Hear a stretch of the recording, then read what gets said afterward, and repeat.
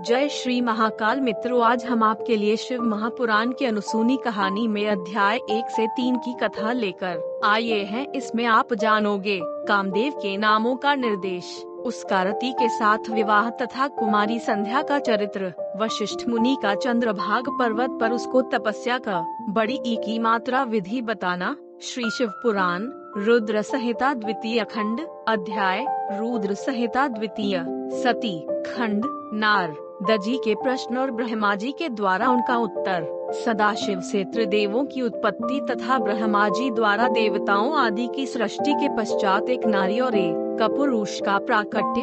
नारद जी बोले, महाभाग विधात, आपके मुखारविंद से मंगलकारिणी शंभु कथा सुनते सुनते मेरा जी नहीं भर रहा है, अतः भगवान शिव का सारा उभ चरित्र मुझसे कहिए। विश्व की सृष्टि करने वाले ब्रह्मदेव, मैं सती की कीर्ति से युक्त शिव का दिव्य चरित्र सुनना चाहता हूँ। शोभाशालिनी सती किस प्रकार दक्ष पत्नी के गर्भ से उत्पन्न हुई, महादेव जी ने विवाह का विचार कैसे किया, पूर्व काल में दक्ष के प्रति रोष होने के कारण सती ने अपने शरीर का त्याग कैसे किया, चेतनाकाश को प्राप्त होकर वह हिमालय की कन्या कैसे हुई, पार्वती ने किस प्रकार उग्र तपस्या की और कैसे उनका विवाह हुआ, कामदेव का नाश करने वाले शंकर के आधे शरीर में भी किस प्रकार स्थान पा सकी हामते, इन सब बातों को आप विस्तार पूर्वक कहिए। आपके समान दूसरा कोई संशय का निवारण करने वाला न है, न होगा। ब्रह्मा जी ने कहा, मुने, देवी सती और भगवान शिव का शुभ यश परम पावन, दिव्य तथा गोपनीय से भी अत्यंत गोपनीय है, वह सब तुम मुझसे सुनो। पूर्व काल में भगवान शिव निर्गुण, निर्विकल्प, निराकार, शक्ति रहित, चिन्मय तथा सत और असत से विलक्षण स्वरूप में प्रतिष्ठित थे। फिर वही प्रभु सगुण और शक्तिमान होकर विशिष्ट रूप धारण करके स्थित हैं। उनके साथ भगवती उमा विराजमान थी। वे भगवान शिव दिव्य आकृति से सुशोभित हो रहे थे। उनके मन में कोई विकार नहीं था। वे अपने परात्पर स्वरूप में प्रतिष्ठित थे। मुनि श्रेष्ठ, उनके बाएं अंग से भगवान विष्णु, दाएं से मैं ब्रह्मा और मध्य अंग अर्थात हृदय से रुद्रदेव प्रकट हुए। मैं ब्रह्मा सृष्टि करता हुआ, भगवान विष्णु जगत का पालन करने लगे और स्वयं रुद्र ने संहार का कार्य संभाला। इस प्रकार भगवान सदाशिव स्वयं ही 3 रूप धारण करके स्थित हुए। उन्हीं की आराधना करके मुझ लोक पितामह ब्रह्मा ने देवता, असुर और मनुष्य आदि संपूर्ण जीवन की सृष्टि की।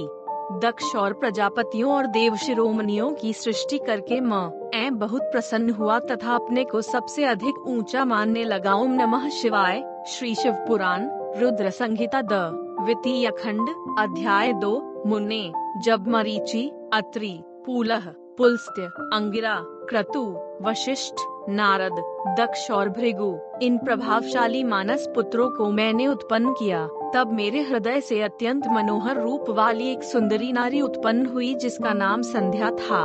वह दिन में क्षीण हो जाती परंतु सायंकाल में उसका रूप सौंदर्य खिल उठता था। वह मूर्तिमय साय संध्या ही थी और निरंतर किसी मंत्र का जाप करती रहती थी।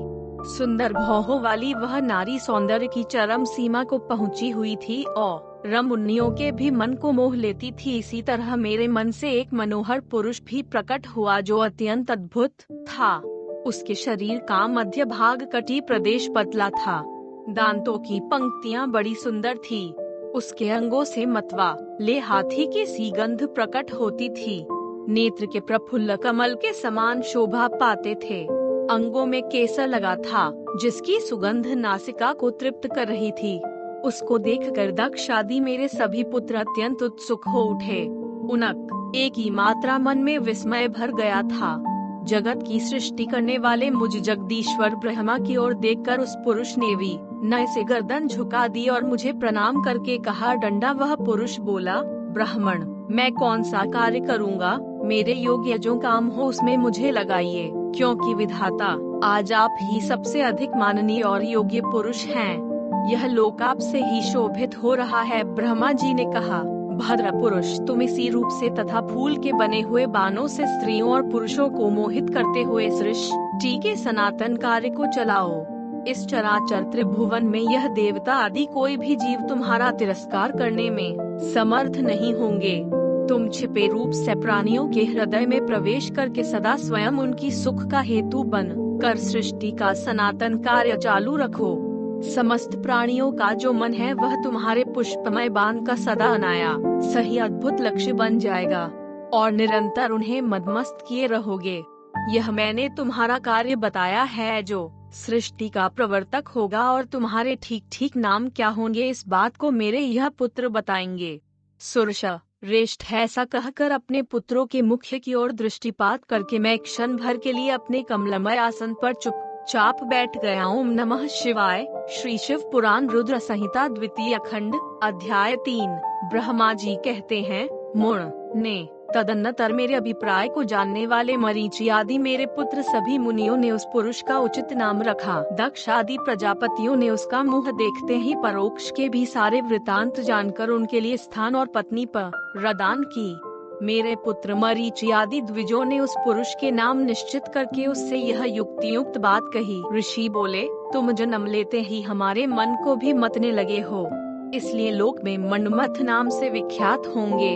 मन उभव तीनों लोकों में तुम इच्छा अनुसार रूप धारण करने वाले हो। तुम्हारे समान सुंदर दूसरा कोई नहीं है। काम रूप होने के कारण तुम काम नाम से भी विख्यात हो। लोगों को मद बना देने के कारण तुम्हारा एक नाम मदन होगा। तुम्हें बड़े दर्प से उत्पन्न हुए हो, इसलिए दर्पक कहलाओगे, और सर्दप होने के कारण ही जगत में कंदर्प नाम से भी तुम्हारी ख्याति होगी। समस्त देवताओं का सम्मिलित बल पराक्रम भी तुम्हारे साथ समान न ही होगा, अतः सभी स्थानों पर तुम्हारा अधिकार होगा, सर्वव्यापी होगे। जो आदि प्रजापति हैं वे ही यह पुरुषों में श्रेष्ठ दक्ष तुम्हारी इच्छा के अनुरूप पत्नी स्वयं देंगे। वह तुम्हारी कामिनी अनुराग रखने वाली होगी। ब्रह्मा जी ने कहा, मुने तदन्नतर मैं वहाँ से अदृश्य हो गया। इसके बाद दक्ष मेरी बात का स्मरण करके कंदर्प से बोले, कामदेव मेर एक ही मात्रा शरीर से उत्पन्न हुई मेरी यह कन्या सुंदर रूप और उत्तम गुणों से सुशोभित है। इसे तुम अपनी पत्नी बनान एक ही मात्रा के लिए ग्रहण करो। यह गुणों की दृष्टि से सर्वथा तुम्हारी योग्य है। महातेजस्वी मनोभव, यह सदा तुम्हारे साथ रहने वाली और तुम्हारी रुचि के अनुसार चलने वाली होंगी। धर्मतः यह सदा तुम्हारी अधीन रहेगी।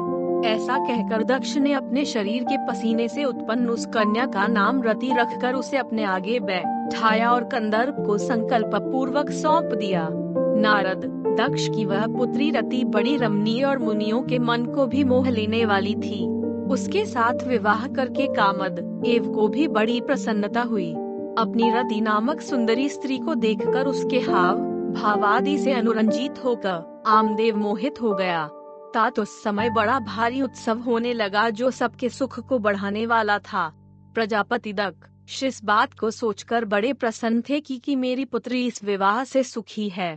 कामदेव को भी बड़ा सुख मिल आकार उसके सारे दुख दूर हो गए।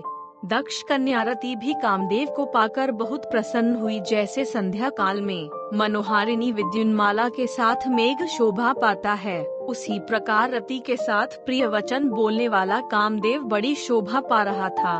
इस प्रकार रति के प्रति भारी मोहयुक्त तृप्ति कामदेव ने उसे उसी तरह अपने हृदय के सिंहासन पर बैठाया, जैसे योगी पुरुष योग विद्या को हृदय में धारण करता है। इसी प्रकार पूर्ण चंद्रमुखी रति भी उस श्रेष्ठ पति को पाकर उसी तरह सुशोभित हुई, जैसे श्री हरि को पाकर पूर्ण चंद्रानना लक्ष्मी शोभा पाती हैं। सूत जी कहते हैं, ब्रह्मा जी का यह कथन उनकर मुनि श्रेष्ठ नारद मन ही मन बड़े प्रसन्न हुए। भगवान शंकर का स्मरण करके हर्ष पूर्वक बोले, महाभाग विष्णु प्रिय महामते, आपने चंद्रमौली शिव की ये अद्भुत लीला कही है। अब मैं यह जानना चाहता हूँ कि विवाह के पश्चात कामदेव प्रसन्नता पूर्वक अपने स्थान को चला गया। दक्ष भी अपने घर को पधारे, आप और आपके मानस पुत्र भी धाम को चल एक ही मात्रा गए। पितरों को उत्पन्न करने वाली ब्रह्मा कुमारी संध्या कहाँ गई, उसने क्या किया और किस पुरुष के साथ उसका विवाह हुआ, संध्या का यह सब चरित्र विशेष रूप से बताइए।